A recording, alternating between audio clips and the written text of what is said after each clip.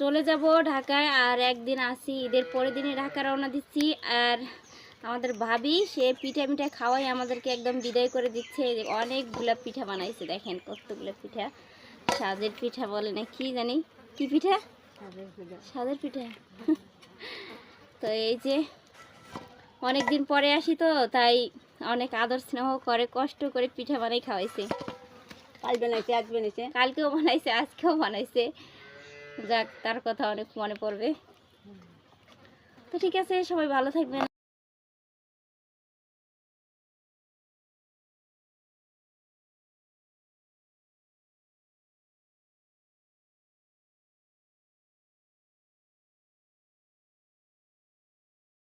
আসলটা এদিকে নেই, আরে আসলা কই এটা? হ্যাঁ দেখা যাবে না? হ্যাঁ ঘামাই একবার অবস্থা শেষ। আব্বু লড়মা না, ঠিক আছে? লড়লে কিন্তু সুন্দর হবে না। হ্যাঁ, ওইটা লাগে ছাড়, এইটাই করতে হবে।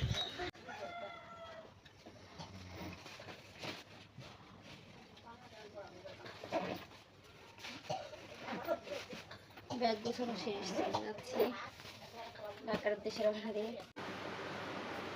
বাসায় এসে দেখি বাসার অবস্থা খুবই খারাপ, কারণ 1.5 মাস ছিলাম না বাসায়। ধুল দিয়ে একদম হাঁটাই যাচ্ছে না। দেখেন বালু আর বালু, যেহেতু আর আটকানো ছিল, কোনো মানুষজন ছিল না, একেবারে পুরো ধুল দিয়ে সব পুরা যা যা আছে সব ভরে গেছে, কোনো কিছুই ঠিক নেই।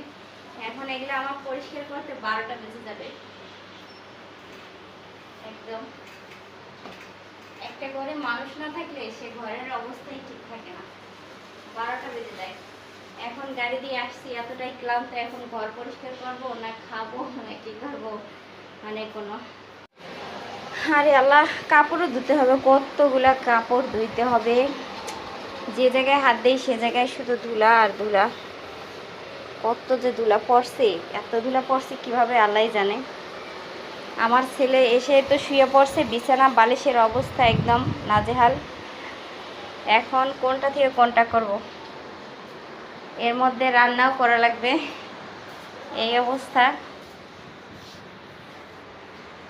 যাই দেখি। আপনার ভাই আবার এর মধ্যে বাজারও করে নিয়ে আসছে কিছু, কারণ আমি যাওয়ার সময় তো সব কিছুই মানে নিয়ে গেছিলাম, যেহেতু আমি অনেক দিন থাকবো। তো এসে আগে বাজার করছি টুকিটাকি যা যা লাগে মোটামুটি। তো এখন এগুলো আমার গোছাইতে হবে, রান্নাটাও সারতে হবে। তো এই হচ্ছে আমার অবস্থা। একটা মেয়ে ছাড়া যে একটা সংসার কতটা মানে অসহায়, মানে কি বলবো, অসহায়। কারণ একটা মেয়ে যদি ঘরে থাকে সেই সংসারটা কিন্তু পরিপাটি থাকে, আর আমি নাই, পরিপাটি নাই, সব অগোছালো, সব এলোমেলো হয়ে রয়েছে, আর সব ধুলাবালু পড়ে রয়েছে। আর যদি থাকতাম তাহলে কি এরকম থাকতো না। কি করব, ঠিক করি এখন সব কিছু গুছাই। তো ঠিক আছে, ভালো থাকবেন সবাই, আল্লাহ হাফেজ।